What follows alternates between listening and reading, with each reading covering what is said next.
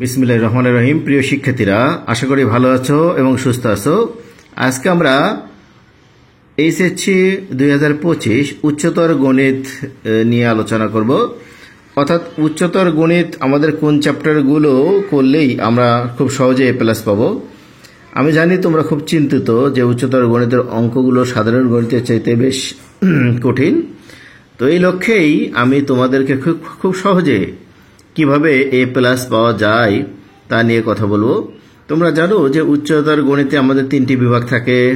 প্রথম বিভাগ থাকে বীজগণিত, এখানে 3টা প্রশ্ন থাকে। এরপরে দ্বিতীয় বিভাগ থাকে ত্রিকোণমিতি আর সম্ভাবনা, এখানে 2টা প্রশ্ন থাকে। এবং এরপরে থাকে আমাদের ঘন জ্যামিতি, স্থানাঙ্ক জ্যামিতি এবং সমতলীয় ভেক্টর, এখান থেকেও 3টা প্রশ্ন থাকে। অর্থাৎ মোট আমাদের 8টি প্রশ্ন থাকবে এবং আমাদেরকে উত্তর করতে হবে মোট আমাদের 8টি প্রশ্ন হতে 5টি প্রশ্ন।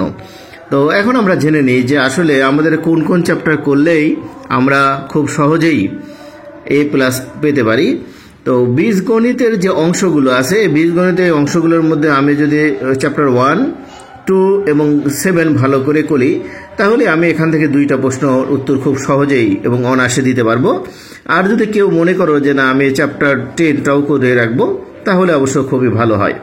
অর্থাৎ আমাদের যদি বীজগণিত থেকে আমি উত্তর দিতে চাই, তাহলে আমাদের চ্যাপ্টার 1, চ্যাপ্টার 2, চ্যাপ্টার 7 এবং চ্যাপ্টার 10 করলেই হবে।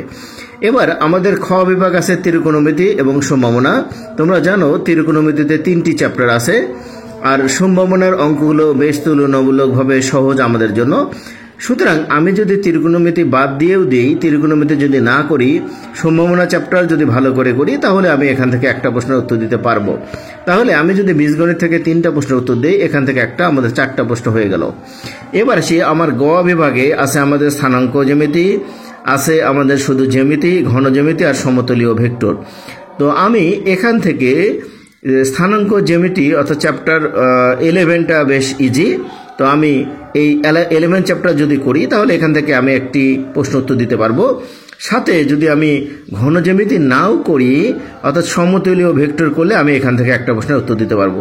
তাহলে আমার কিন্তু প্রশ্নের সংখ্যা, উত্তর দেওয়ার সংখ্যা হয়ে গেল প্রথমটা থেকে 3, এরপরটা থেকে 1, 4 আর এখান থেকে 6। কিন্তু আমাকে মোট উত্তর দিতে হবে কি, মোট 5টি। সুতরাং আমার যে মোট প্রশ্নের উত্তর সহজে দেওয়ার জন্য আমাদের মোট এই কয়টি চ্যাপ্টার, অর্থাৎ ফাইনালি চ্যাপ্টার যদি আমি 1 করি, 2 করি, 3 করি, 10 করি, 11 করি, 12 করি এবং 14 করি, অর্থাৎ মোট যদি আমি এই 2, 4, 6, 7টি চ্যাপ্টারও যদি আমি খুব সুন্দর করে ভালো করে করতে পারি, তাহলে খুব সহজেই আমি উচ্চতর গণিতে A+ পাবো।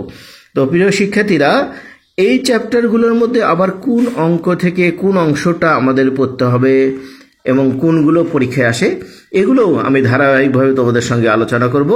তো আজকে এই পর্যন্তই। আল্লাহ হাফেজ।